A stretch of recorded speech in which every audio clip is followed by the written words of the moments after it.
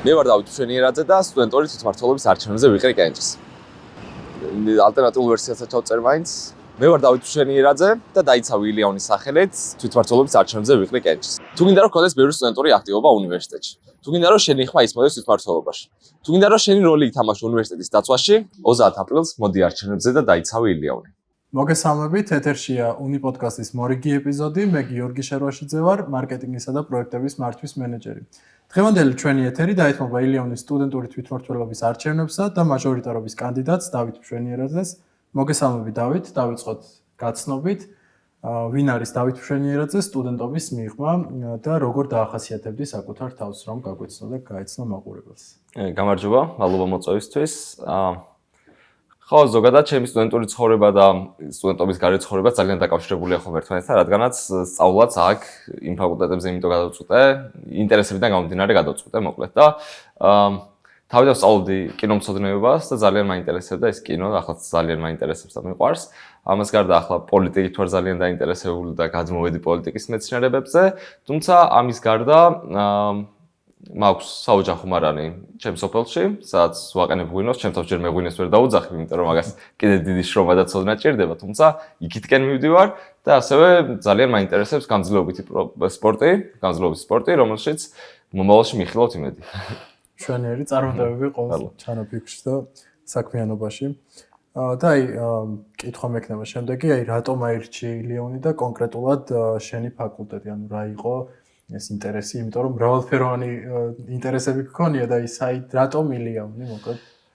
კი, მოკლედ პირველი წელი ჩემი სწავლის არ იყო საქართველოში, ჩეხეთის რესპუბლიკაში ვსწავლობდი, კინოს მიმართულებით ასევე და შემდეგ უკვე 1 წლის შემდეგ გარკვეული მიზეზების გამო გადავწყვეტე, რომ დავბრუნებულიყავი საქართველოში და მქონდა არჩევანი სახელმწიფო უნივერსიტეტებს შორის და ყველაზე ახლოს ჩემ თავთან ვიპოვე ილიონი. ერთი მიზეზი არის ჩემმა დამიმოქმედა ძალიან, იმიტომ რომ ჩემი და ახლა ლიტერატურულ ცოდნებაზე სწავლობს ამ უნივერსიტეტში და იმდენ კარგი რამეს მიყვებოდა და იმდენი კარგი რამე მესმოდა მოკლედ, როგორც მინიმუმ მარტო ლიგამოსზე და მარტო ლექტორებზე იმდენი რაღაცა მითხრა, რომ უკვე მივხვდი, რომ ეს იყო ის უნივერსიტეტი, სადაც მინდოდა, რომ ყოფილიყავი და გამაგრძელებინა ჩემი განათლება და შემდეგ უკვე ჩემი მეგობრების უმეტესობაც აქ სწავლობს და ახლა ლიგამოსში რო შევდივარ, ზუსტად იმას ვგზნობ, რასაც ვეძებდი უნივერსიტეტში. მშვენიერი და ვინაიდან გაქვს გამოცდილება მიგეღო განათლება საერთაშორისო დონის უნივერსიტეტშიც, მაინტერესებს რა პრობლემებს გადააწყდი როგორც სტუდენტი ილიონში. ხო, სხვათა შორის სხვა უნივერსიტეტებში რომ ვიყავი და ხშირად ავდივარ ხოლმე სხვა მეგობრებთან, სხვა უნივერსიტეტებში, განსაკუთრებით სახელმწიფო უნივერსიტეტებში, ყველაზე ახლო იმ ევროპულ უნივერსიტეტთან არის ილიონი. ამის მართლა აღსანიშნავია. თუმცა არის რაღაცები, რაც ჩემ იმ გზაზე მივდიოდით და უნდა გავაგრძელოთ ამ გზაზე სიარული. ეს არის სტუდენტური ცხოვრება იყო გაცილებით აქტიური, ეგ შემიძლია ვთქვა. მათ შორის სახელმწიფო რეფორმები ისე იყო გატარებული, რომ სტუდენტისთვის ნაკლებ ხარჯიანი იყო სტუდენტობა, გადასახადებს არ იხდიდნენ საერთოდ, მაგალითად სტუდენტური საცხოვრებლები იყო. ეს რაღაცები იყო, რომელიც ძალიან ეხმარებოდა, თუმცა რისი გამოსწორება შეიძლება არის მაგალითად, რომ არსებობდა 24 საათიანი სტუდენტური სივრცეები. სადაც 24 საათის განმავლობაში შეიძლება უნივერსიტეტში სულიყავი და ღამით თუ გაქვს დავალება და საწერი, არ გასულიყავი სახლში და უკან და აქ მეგობრებთან ერთად პროექტებზე გემუშავა ერთად. მაგალითად, ეს იყო პირველი რაც თავში მომივიდა, რომ ესეთი რამე რატო არ გვაქვს ახლა უნივერსიტეტში, ხომ? რაც არადა შესაძლებელია. ასევე იყო ბევრი ივენთები განსაკუთრებით მახსოვს, იქ ტარდებოდა მიუხედავად რომ მე ვიყავი ინგლისურენოვანი სტუდენტი და ვიყავი ჩეხურად მოსაუბრე და ჩეხურად მოსაუბრებს გაცილებით მეტი რაღაცა საღამოები ჰქონდათ, ისეთი აქტივობები ეწყობოდა, სადაც მე და ჩეხ სტუდენტებს შეგვეძლო ძალიან ახლოს დაახლოება ერთმანეთთან. როდესაც საქართველოში ქართულ სტუდენტებსაც არ შეუძლიათ ერთმანეთთან ესე დაახლოება, განსაკუთრებით ეთნიკური უმცირესობის სტუდენტებს, როცა ვესაუბრებთ, ძალიან ხშირად გამოთქვამენ ის პრეტენზიას, რომ არ არსებობს ის აქტივობები, რომლებიც დაიხმარება იმაში, რომ ახლახანს ჩამოსული თბილისში შეძლოს ადაპტირება ამ ქალაქთან და საზოგადოებასთან. ამიტომაც ესეთი რაღაცების გაკეთება აქტიურად ძალიან მარტივად შეიძლება.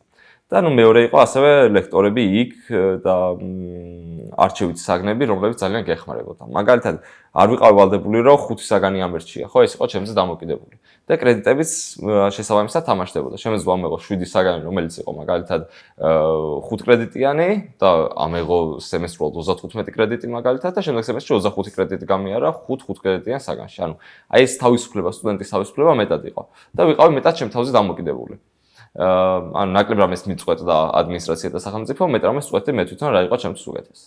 და აი მე მინდა ხაზი გავუსვა ბოლო დროს მიმდინარე პროცესებს, რაც ხდება ზოგადად ქართულ საუნივერსიტეტო რეალობაში და მაინტერესებს აი როგორ ფიქრობ და თუ ყოფილა შენ შემთხვევაში ესეთი გრძნობა, რომ აი დაგაკლდა სტუდენტების ხმა, ანუ და მხარდაჭერა ან თუნდაც არა მხოლოდ ილია-უნივერსიტეტში, არამედ აი ზოგადად სტუდენტური მუხტი ან რაღაც მსგავსი, ნაიდან ვიცით, როგორ თულ პირობებში იმყოფება დღეს ზოგადად სტუდენტური რაღაც გარემო და ასე შემდეგ საუნივერსიტეტო სივრცე. კი, ეს ბოლო წლები რაღაც შეგვიძლია ავიღოთ ესე 2023 წლიდან მოყოლებული, სადაც სტუდენტები აქტიურად იყვნენ ჩართულები პროტესტში და ძალიან ბევრი რამე დათმეს ქვეყნისთვის, ხო? ანუ არ იყო ეს უბრალოდ რაცა მარტო ფსიქოლოგიური წრეხი არა, იმებს გავს, ანუ ფინანსურადაც ძალიან დააკლდა სტუდენტებს ძალიან ბევრი რამე და ასევე დააკლდათ ყველა მხრივ, აი საერთოდ შეიძლება წარმოედგინო, თავი გადადეს სამშობლოსთვის. და ამისთვის მარტო ერთმანეთისთვის მადლობა თუ გვაქვს სათქმელი იმ 2 წლის განმავლობაში, 3 წლის განმავლობაში, რაც ეს ყველაფერი ერთად გავიარეთ, ხომ რეალურად და გვახსოვს ძალიან აქტიური პერიოდები. აქტიური პერიოდები და შეიძლება აღვიქვათ, რომ აი ეს უნდა სტუდენტებს და მაშინ დავანახეთ ძალა, დავანახეთ ის თუ რა სურთ რეალურად, რომ უნდათ ევროპული განათლება, უნდათ იცხოვრონ სახელმწიფოში, სადაც განათლების მიღება შეეძლებათ უპრობლემოდ. მეორე მხრივ უნდა გავიაზროთ, რომ სტუდენტებს აქვთ ცალკე ცხოვრებაც, ანუ თავი უნდა ირჩინონ, რაღაცა ფინანსურად ძალიან რთულია დღეს, როდესაც განსაკუთრებით თუ რეგიონიდან ხარ და ჩამოდიხარ თბილისში საცხოვრებლად, იქირავ ბინა, ან იცხოვრო ნაცისავთან, ეს ორი არჩევანია ხოლმე ზოგადად. გაკეთო ეს, გქონდეს სამსახური, ისწავლო და ისწავლო კარგ ნიშნებზე, იმიტომ რომ სტიპენდია გჭირდება. ისწავლო და თან ამასთანავე რაიმე აქტივობით დაინტერესდა, არა მარტო საპროტესტო, უბრალოდ აი პატარა აქტივობას რო გააკეთო, ძალიან რთულია ეს. და მაგით ანუ ვერანაირ პრეტენზიას ვერავის ვერ მოვთხოვ, აი ამას რატო არ აკეთებ, იმას რატო არ აკეთებ, იმიტომ რომ ამ ყველაფერს აქვს თავისი მიზეზები, რომელიც ასევე გამოსწორებადია.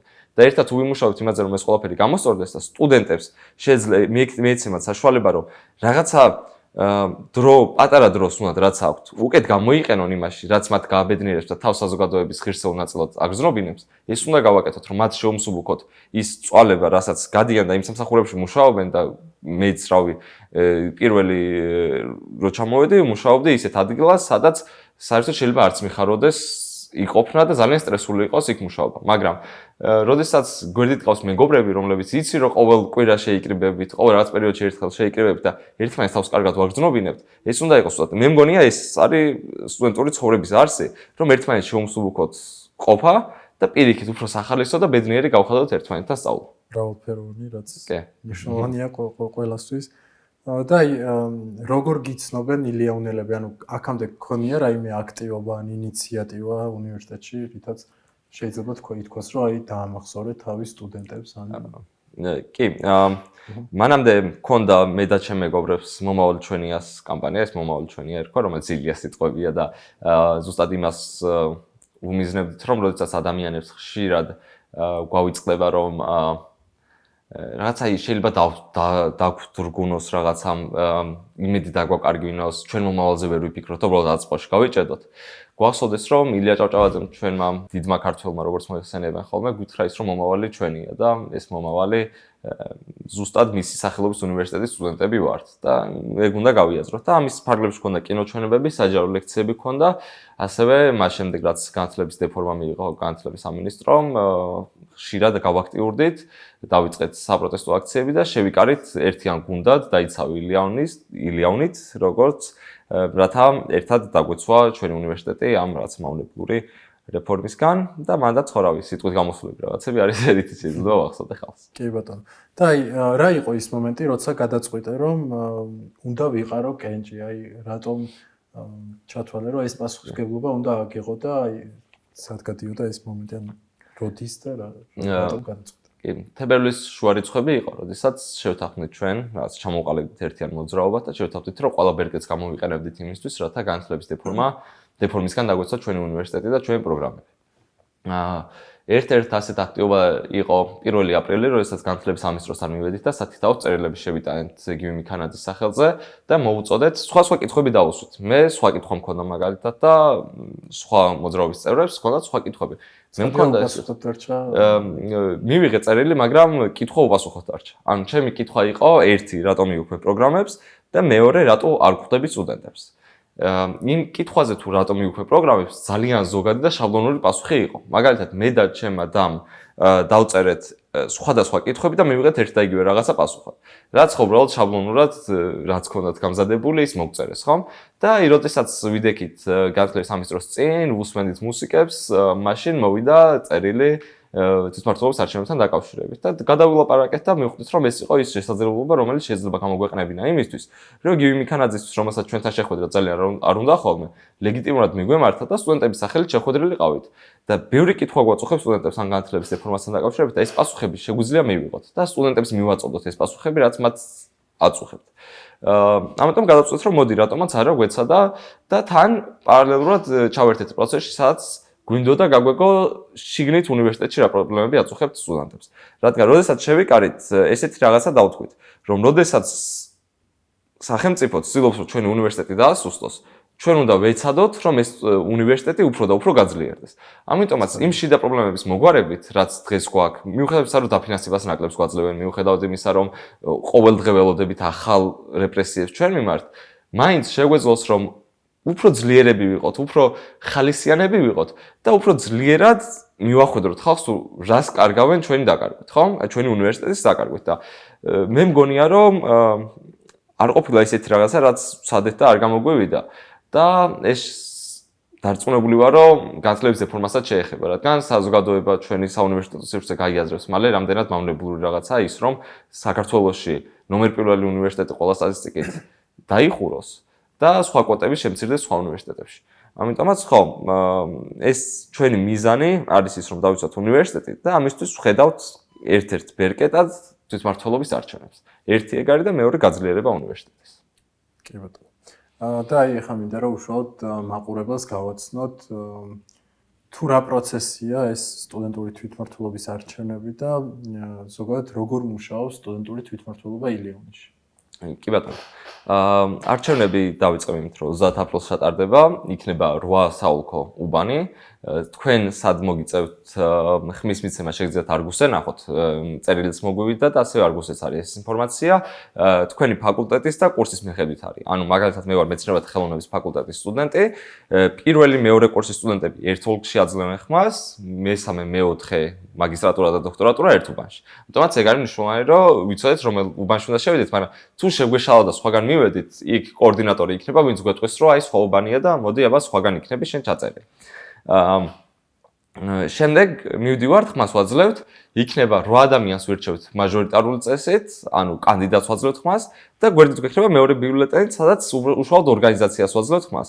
ორგანიზაცია იქნება აუცილებლად 2, ანტიპოდები, ახლანდელი თვითმმართველობა, ანუ და ჩვენ დაიცავი ილიონი. რომელსაც გინდათ ხმას, მას მიცემთ, ჩააგდებს დოლურაში, თუ რაც ქვია, ყუთში საარჩევნო ყუთში ჩააგდებთ ამ ბიულეტენს და შემდეგ უკვე აირჩევა ეს 38 კანდიდატი.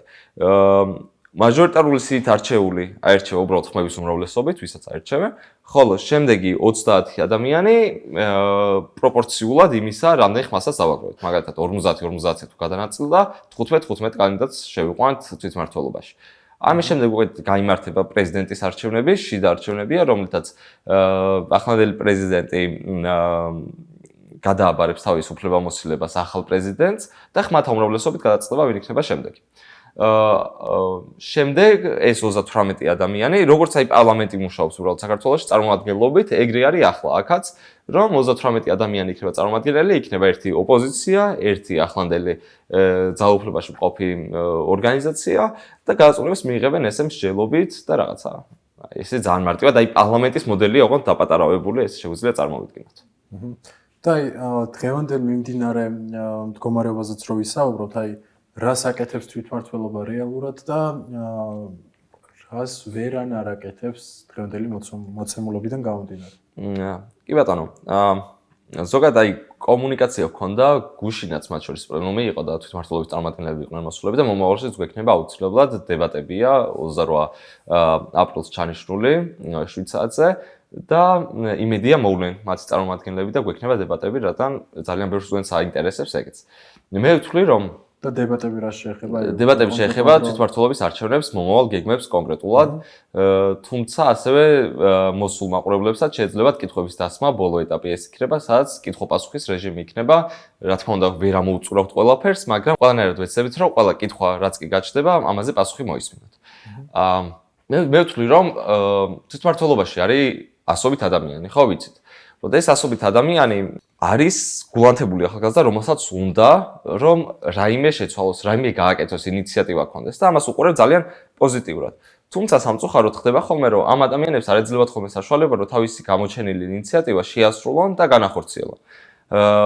ამიტომაც თვითმმართველობის თავარი არსი ერთ-ერთი უნდა იყოს ის, რომ ადამიანები, სტუდენტები, ახალგაზრდები, რომელსაც უნდათ რომ რაღაცა გააკეთონ, ამის საშუალება მაქსიმალურად უნდა მისცენ და რაღაცა სტუდენტური აქტივობები იქნება, რაღაცები იქნება, ამაში სრულიად თავისუფლები უნდა იყვნენ რა. ვთვლი რომ არიან ძალიან კარგი ახალგაზრდები, მათ შორის ის საბჭო, რომელიც არის და არა ის 300 ადამიანი, მაგრამ თავი არის არჩეული კანდიდატები. თუმცა პრობლემა არის ხოლმე რაღაც ეფექტურობაში. თვითონაც გვითხრეს გუში რომ რაღაცებს კეთება ძალიან უნდათ და რაღაცებს ცდილობენ, მაგრამ ხშირად არ გამოდით ხოლმე. ეს არ გამოსვლა არის იმის ბრალი, რომ რაღაცები არის სტრუქტურაში დაულაგებელი. არის რაღაცები ის, რომ გადაწყვეტილებებს ერთიანად ვერ იღებენ. აი ეგეთ რაღაცებია და ამაზე უბრალოდ ერთ-ერთი გამოსავალი შეიძლება არსებობდეს, რომ ეს უნდა გადაეწყოს და ბოლო წლები ეს არ შეცვლილა საერთოდ. ანუ ხედავთ პრობლემებს და ამაზე გამოსავალს ვერ ვთავაზობთ ხალხს. ამიტომაც ყველაზე მარტივი გამოსავალი რაც შეიძლება იყოს სტუდენტებს ვკითხოთ თვითონ რა აწუხებთ და ის პრობლემები უბრალოდ მოუგვაროთ. ანუ ამას ხო ზედმეტი მსჯელობა არ ჭირდება, რომ მოვაგვაროთ არ მოვაგვაროთ. ანუ თუ არსებობს პრობლემა, მოვაგვაროთ და ამის გზას აუცილებლად ვიპოვით. მაგალითად, გამოვკითხეთ სტუდენტები მანამდე და დაგვისახელეს პრობლემები, რაც ყველაზე მეტად აწუხებდათ, ხო? ერთ-ერთი იყო განათლების დეფორმა, მაგალითად, რაზეც უკვე ვისაუბრეთ. შემდეგი იყო სტუდენტური აქტივობების არარსებობა ან ნაკლებობა უნივერსიტეტში, რაზეც თვითმმართველობამ გვიპასუხა, რომ რაღაცების გაკეთება გვინდა ხოლმე და ვაკეთებთ ხოლმე, მაგრამ ეს არ მიდის სტუდენტების ყურამდე. ეს ხო პრობლემაა, ხო? ანუ ეს ხო პრობლემაა, რომელიც უბრალოდ გამოსწორებადია. აი, ყველა პრობლემას უნდა შევხედოთ ეგრე, რომ რაღაცა არსებობს და უნდა გამოვასწოროთ. ამის გამოსწორების გზები არის ის, რომ ზოგიერთი ივენთი იყოს, ღონისძიება იყოს კალენდარში ჩაწერილი, რომ ვიცოდეთ მაგალითად, რაც არის ჩვენი ერთ-ერთი დაპირება, ყოველ პარასკევს, თქვათ 7 საათზე არის კინოჩვენება და დისკუსია. ეს თუ რამდენჯერმე მოხდა, უკვე ყველა სტუდენტის ყურამდე მივა იმის ხმა, რომ კინოჩვენება და დისკუსია არის და მოდი წავიდეთ. აი, ეს არის ყველაზე მარტივი გამოსავალი ერთ-ერთი. მეორე, რაც გვინდა რომ ადმინისტრაციას დაველაპარაკოთ, არის საველე გასვლები, რომლებიც სტუდენტებმა გითხრას, რომ არ ვიცნობთ კურსელებს. და ეს პრობლემა მეც მაქვს, რომ არ ვიცი ჩემი კურსელები ვინ არიან და აი რომ იყვებიან ხოლმე წინათაობის წარმომადგენლები, რომ აი ჩემ კურსელებთან ერთად ის ვაკეთე, აი ცუდი განცდა მიჩნდება ხოლმე, რომ აი დაკარგული, აი რაც გუნდურობა არ არის ხოლმე. ამიტომაც ვფიქრეთ ლაშქრობების საველე გასვლები, რომლითაც სტუდენტებს შეეძლებათ რომ ერთმანეთთან დაახლოვდნენ და ეს ჩატარდება რეგულარულად ერთი, ან შეიძლება დავამატოს არჩევით საგნად. ანუ კრედიტის სანაცვლოდ, რაზეც ადმინისტრაციას დაველაპარაკებით, კრედიტის სანაცვლოდ შეეძლოთ სტუდენტების კურსელებს თემატურად წავიდნენ სხვადასხვა ლაშქრობებზე, საველე გასვლებზე და ასე გაიცნონ ერთმანეთი ერთი და მეორე შეიძინონ ცოდნა. მეც იქნება ძალიან კარგი და ხელშემწყობი ამ ყველაფერს. აი, ამ ყველაფერს უნდა უბრალოდ ინიციატივა და გაკეთება. რაც ანუ რთული არ არის. იქნება რაღაცები, რაც ხელშეგვიშლოს, რა თქმა უნდა, დაფინანსების პრობლემა იქნება, რავი, სივრცე შეიძლება ვერ ვიშოვოთ, შეიძლება გადაიდოს ვადებში, მაგრამ ეს ყველაფერი არის გამოწვევები, რომელსაც უნდა გავუმკლავდეთ იმისთვის, რომ გაკეთდეს. არც ერთი პროექტი არ გაკეთდება ისე თუ რაღაცა გამოწვევას არ უპასუხეთ, ხო და თვითმმართველობაც ამის უნდა იყოს. თვითმმართველობა იმის უნდა იყოს, რომ სტუდენტს რაღაცა აწუხებს, არ აქვს მნიშვნელობა როგორ, ეს პრობლემა უნდა მოუგვაროს. ეს არის და ეს. ერთ-ერთი რის დაპირებად შეგვიძლია არის, რომ ამ პრობლემებს, რაც სტუდენტებს აწუხებთ, ყველაფერს ვიზავთ, რომ მოვაგვაროთ და დარწმუნებული ვარ, რომ ვიზავთ, იმიტომ რომ არ მახსენდება როგორი რაღაცა შეიძლება იყოს რაღაცა, რაც ვერ მოვაგვაროთ. აი როგორ შეიძლება სტუდენტმა მითხრას, რომ სტუდენტური აქტივობები არ არსებობს და სტუდენტური აქტივობა ვერ შევთავაზოთ. კინოჩვენება იცით რა ჯდება? აი არაფერი საერთოდ, აი ინიციატივა ჯდება და ალბათ 2 საათი ჭირდება იმას, რაც ფილმის გადმოწერა, ტიტრების დადება და ამის მერე გავრცელება. რაც ისაც ვაკეთებ და ამის გამოცდილება გვაქვს და რატომ უნდა გავაკეთოთ ეს რაღაცები, როცა სტუდენტებს აწუხებთ. ხო, და რავი, თვითმმართველობის რგოლი, როდესაც შეიქმნა იმისთვის, საერთოდ რომ სტუდენტებს პრობლემები აწუხებთ, ადმინისტრაციასთან დაკავშირებით, ადმინისტრაციასთან ნაკლები იყო, მაგრამ ლექტორებთან და კოორდინატორებთან დაკავშირებით. ეს პრობლემები უნდა გვარდებოდეს აუცილებლად და თვითმმართველობა უნდა იყოს რგოლი, რომელთანაც სტუდენტი მივა თავისუფლად და დაელაპარაკება ამ პრობლემებზე, და თვითმმართველობა იმ წამსვე მოახდენს რეაგირებას ამ ყველაფერზე. აქედანაც გამოსავალი იყო, რომ გვინდა და ვერ ვაკეთებთ, არ გვიხმიანებიან. გამოსწორების გზა არის მარტივი. შევქმნათ Facebook ჯგუფი მაგალითად, სადაც ანონიმურად შეიძლება დაპოსტვა ნებისმიერ დაჩაგრულ სტუდენტს და შემდეგ უკვე აქედან ადმინებს შეუძლია ნახოს ის თუ ვინ არის პოსტის ავტორი, დაუკავშირდეს მოუგვაროს პრობლემა. აი ძალიან მარტივი მექანიზმია, როგორ შეიძლება ყველაფრის გამოსწორება. თავარი მონდომება და ეფექტურობა. კი ბატონო. აი როგორც მივხვდი, პრობლემების ნაწილი არის იდენტიფიცირებული უკვე თქვენ მიერ, ან კანდიდატების მიერ. და ამის მთავარი გამოწვევი მიზეზი ერთ-ერთი არის სისტემატიურობა, რომ აი არ არის რაღაც პერიოდულად არ იმართება რაღაც ღონისძიებები და ის პარასკევობით შეკრება კინოჩვენებაც ძალიან მისასალმებელია და აქვე ვიტყვი იმასაც, აი როგორც ბიზნესის სკოლის სტუდენტს, რომ ჩემთვისაც ძალიან საინტერესო იქნებოდა, ვიცი რომ ილიონის აქვს ბევრ კომპანიასთან მემორანდუმი გაფორმებული და აი გასვლითი ტური რო იყოს, სადაც ნახავდი როგორ მუშაობს, თუნდაც აი ამ კონკრეტული კომპანიის მიწოდების ჩააჭვიან რაღაც თემატურად ჩემს პროფესიასთან ახლოს სისტემაში რგოლი ან ორგანიზაციის შემადგენელი ნაწილი და მართლაც საინტერესო გამოცდილება იქნება, რომ აი კრედიტებად ჩათვალეთ, ხო? აი როგორც მივხვდი, ეს არ იქნება ერთჯერადი, ეს იქნება რაღაც ალბათ სემესტრულად. კი, სემესტრულად შეიძლება იყოს. აი კიდე რაც მომწონდა მაგალითად უცხოეთში და აქ არის ინტენსიური კურსები. რაც მე აქ არ მქონია. მაგალითად, შეიძლება ცოტა ნაკლები კრედიტი სანაცვლოდ, ან ზოგან იყო იგივე კრედიტი სანაცვლოდ. გავდიოდი ინტენსიურ კურსს, ეს ნიშნავდა, რომ სწავლის ბოლოს უკვე როცა გამოსვლის პერიოდი იწყება და ლექციები აღარ მაქვს, ჩატარდება, თქვათ, ან ერთკვირიანი გასვლა, ან 3 დღიანი ძალიან ინტენსიური კურსი, სადაც დღეში 2 ჯერ შეიძლება ჩატარდეს ლექცია, შეიძლება მთელი დღე გასული ვიყოთ ქალაქ გარეთ და იქ იყოს და შემდეგ უკვე ამ კურსის გამოსა დაიწერება და მივხვდებით, რამდენად მივიღეთ ის ცოდნა, რაც უნდა მიგვეყო. შეიძლება საერთოდ არ ჭირდებოდეს ამას მთელი სემესტრის განმავლობაში თითო საათიანი ლექცია, ან 2 საათიანი ლექცია ყოველ კვირას, შეიძლება ჭირდებოდეს 3 დღიანი, ერთკვირიანი, კარგად მეცადინეობა, კარგად გავლა ყველაფრის და შემდეგ ეს ცოდნა იქნება მიღებული, ხო? ანუ აქ იმიტომ სწავლობთ, რომ ცოდნა მივიღოთ და არა იმიტომ, რომ მეტი საათი დავხარჯოთ სწავლაში. ხო, ამიტომაც ეს თუ იქნებოდა უფრო პრაქტიკული და უფრო შეაჯგუფებდა სტუდენტებს, ეს იქნებოდა რავი, იდეალური შემთხვევა. კი, ანუ ძალიან მნიშვნელოვანია, რომ აი ხედავდე იმას, რასაც სწავლობ, ხო, აი ერთია რომ ცოდნას ღებულობ, თუმცა პრაქტიკული გამოცდილება თან მithumetes დღეს, როცა ვცხოვრობთ ხელოვნური ინტელექტის ეპოქაში, აი ძალიან მნიშვნელოვანია, რომ უკეთ აღვიქვათ და რაღაცები უკეთ დავხვეწოთ. კი, თან ქალაქ გარეთაც ბევრი ლოკაცია აქვს ილიას სახელმწიფო უნივერსიტეტში, სადაც დარჩენა შეუძლია სტუდენტებს და ეს სივრცე უბრალოდ არ არსებობდეს და უბრალოდ წავიდეთ ჩვენ სტუდენტები და მიდიოდნენ პერიოდულად და სულ ამუშავებული იყოს და სულ სტუდენტებზე იყოს ორიენტირებული, შეიძლება რომ ძალიან კარგად გაკეთდეს. იმედი მაქვს, რომ კარგად დაამუშავოთ ამ იდეას და განხორციელდება.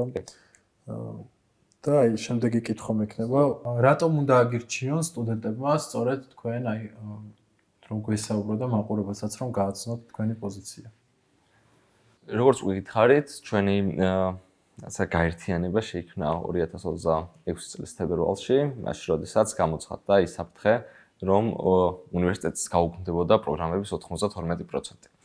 ამ პერიოდის შემდეგ ბევრ დაბრკოლებას შევეჩეხეთ, ბევრი ეს პრობლემა ჰქონდა, მაგრამ საბოლოო ჯამში რაც არ უნდა ყოფილიყო, მაინც პოულობდით გზას იმისთვის, რომ ერთი უნივერსიტეტი დაგვეცვა და მეორე ის, რომ მეტი აქტივობა ჰქონოდა და ალბათ თუ გადახედავთ ბოლო პერიოდში რა გვიკეთებია, ეს არ იყო მარტო საპროტესტო რაც განაცხადები. ეს იყო იმისთვის, რომ სტუდენტებმა უფრო ახლოს იზრუნონ თავი ერთმანეთთან, ხო?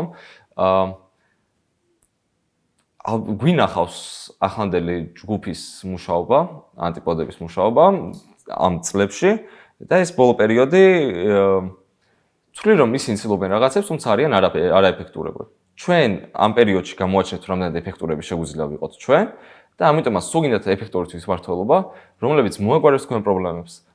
ყოველ თვე შეგეკითხებათ, ყოველ თვე შეგეკითხებათ იმას, თუ რა გაწუხებთ თქვენ და რო გვეტყვით რა გაწუხებთ, შემდეგ უკვე ამ ყველაფერს გამოვასწორებთ. ეს შეიძლება ჩატარდეს როგორც პირდაპირ შეხვედრის გზით, ასევე შეიძლება ჩატარდეს ონლაინ გამოკითხვებით და ნებისმიერ მომენტში, როდესაც შეგიძლიათ დაწეროთ, რომ რა გაწუხებთ, ამ ყველაფერს მოვაგვარებთ. აი ეს უნდა იყოს მთელი არსი, რომ ეს პრობლემა, რაც თქვენ გააქვთ, მივიტანოთ ადმინისტრაციასთან და ამით არ გავჩერდეთ შემდეგ. მე შევამოწმოთ ადმინისტრაცია რამდენად აგვარებს ამ პრობლემას, ხო? აი ეს უნდა იყოს და ამ ყველაფერს გავაკეთებთ, ამ ყველაფერს სურვილი გვაქვს, რომ უნივერსიტეტი გავხავთ უკეთესი ადგილი. აი ეს мотиваცია გამოძრავებს ამ თვეების განმავლობაში და ეს мотиваცია გაგრძელდება მომავალი წლებიც. ამიტომაც გვინდა რომ ეს უნივერსიტეტი იყოს შეინარჩუნოს ის ღირსება რაც აქვს და გახდეს კიდევ და კიდევ უკეთესი.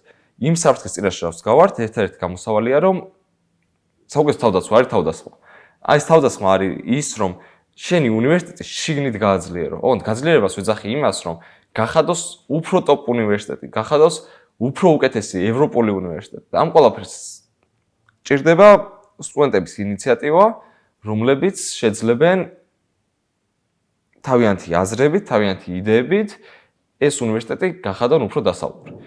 რასაც ვხედავ ჩვენ ჯგუფში და ვხედავ იმას, რომ ჩვენ უფრო ეფექტურად შეგვიძლია ამ ყველაფერს გაკეთება.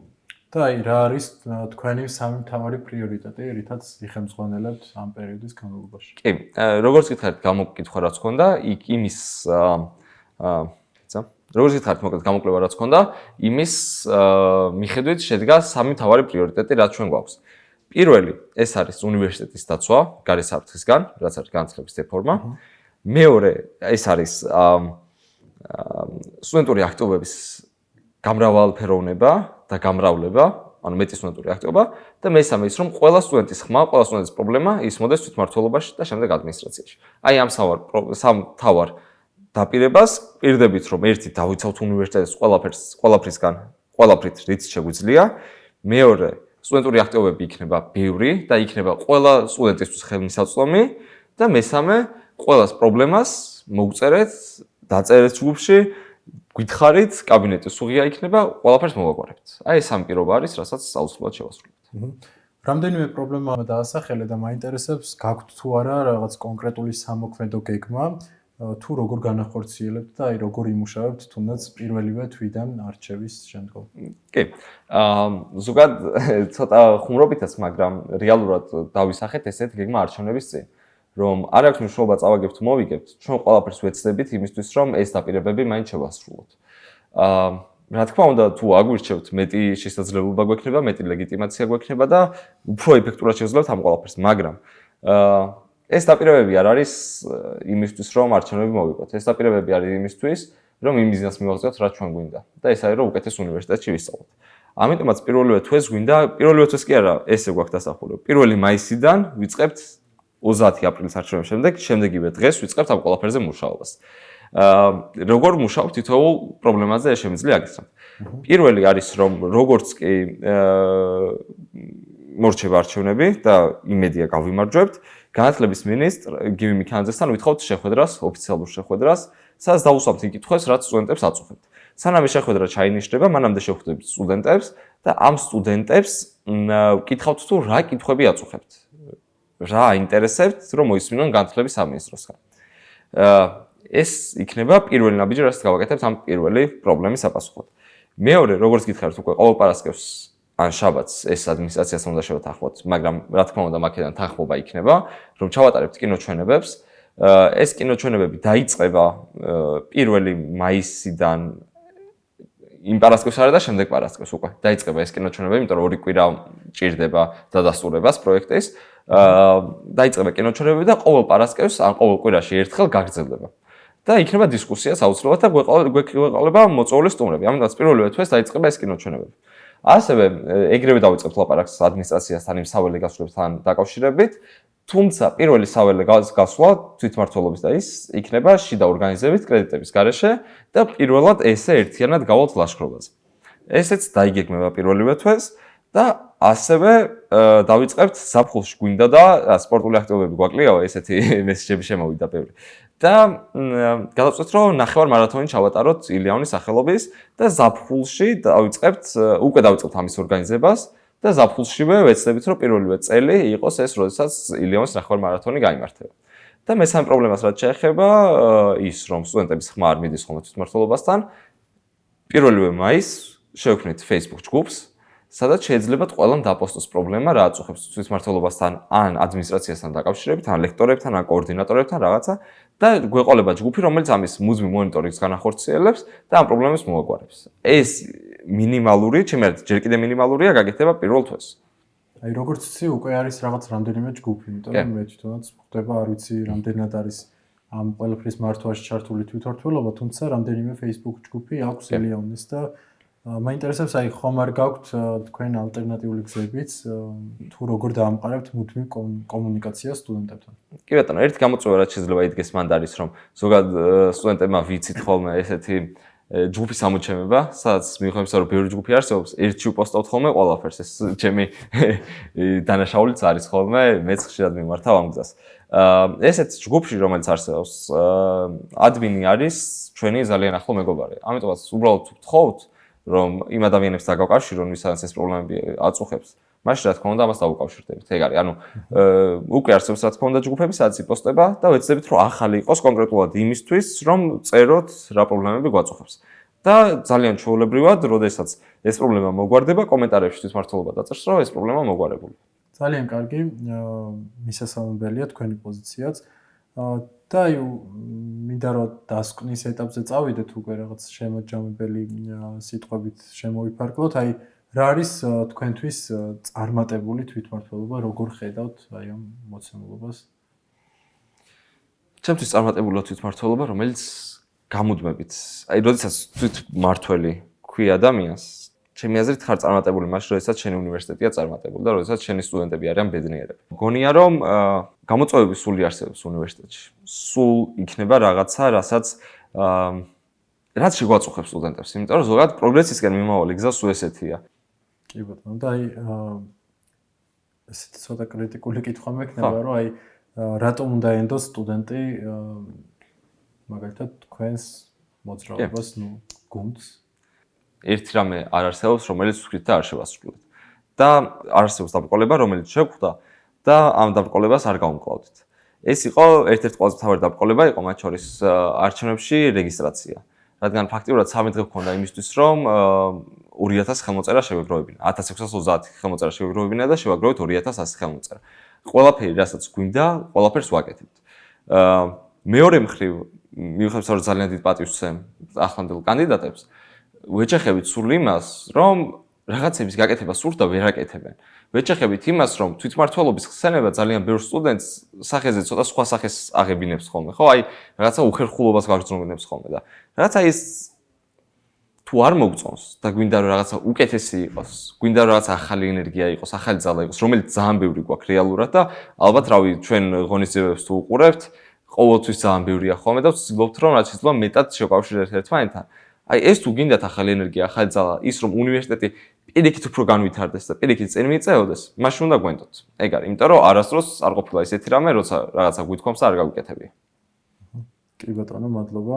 და აი აქვე შეგიძლია რომ გამოიყენო ჩვენი ეთერი, რათა მიმართო მომავალ ამომრჩევლებს არჩევნებთან დაკავშირებით. ხო, რავი, ალბათ სტუდენტები არიან და მეც სტუდენტი ვარ და რაღაცა შენობით მიმართავ რა. რომ ხშირად ისე ხდებოდა ხოლმე, რომ წინა არჩევნებზე ძალიან ცოტა ადამიანი მიდიოდა და დაინტერესება იყო ნაკლები. იმიტომ რომ ხშირად მეც მქონია ხოლმე ის შეგრძნება, რომ მივალ და რა შეიცვლება, ხო? მაგრამ ეს პირადად შენ გეხება და პირადად მე მეხება, რადგან სტუდენტების ცხოვრება შეიძლება უკეთესობისკენ შეიცვალოს ამ არჩევნების შემდეგ. ამიტომაც 30 აპრილს გაქვს შანსი, რომ ეს რაღაცა შეცვალო შენით. არ აქვს მნიშვნელობა ჩვენ აგვირჩევთ, ახლანდელ თვითმმართველობას აირჩევთ თუ ვის აირჩევთ. მთავარი არის, რომ შენი ხმა დააფიქსირო და გაგვაგებინო თუ რა გინდა რეალურად. თუ გინდა ცვლილებები, თუ გინდა რომ ის პრობლემები, რაზეც ვისაუბრე, ის სამი პრობლემა მოგვარდეს, მას შეგიძლია რომ ხარი დაგვიჭერო ჩვენ და რავი, ბედნიერი ვიქნები იმით, თუ ძალიან დიდი აქტივობა იქნება, არ აქვს მნიშვნელობა რა შედეგი დადგება არჩევნებზე. მადლობა დავით მოგწონებისთვის და ჩვენთან გულახდილი საუბრისთვის. მადლობა ძალიან. აქვე მინდა მადლობა გადაუხადო ილიონის კიბერლაბორატორია უნილაბს, რათა უზრუნველყოფს უნი პოდკასტ გადასაღების სივრცილთა და საჭირო აღჭურვილობით.